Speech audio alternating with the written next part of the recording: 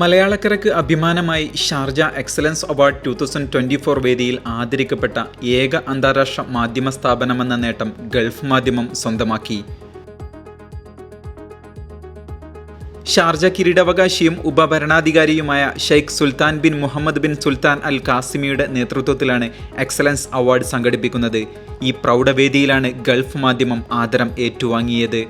Sharjah expo സെന്ററിൽ നടന്ന ചടങ്ങിൽ ഷാർജ ഉപഭരണാധികാരി Sheikh Abdullah bin Salim Al കാസിമിയിൽ നിന്ന് ഗൾഫ് മാധ്യമത്തിനു വേണ്ടി sales and business solutions senior manager SK Abdullah ഉപഹാരം ഏറ്റുവാങ്ങി.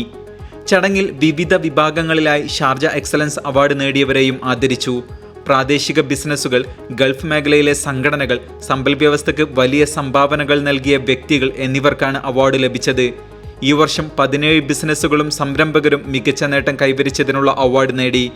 ആദ്യ അന്താരാഷ്ട്ര ഇന്ത്യൻ ദിനപത്രമായ Gulf Madhyamam Sharjah chamber of കൊമേഴ്സിന്റെ വിവിധ സംരംഭങ്ങളിൽ മാധ്യമ പങ്കാളി എന്ന നിലയിൽ പ്രവർത്തിച്ചു വരുന്നുണ്ട്.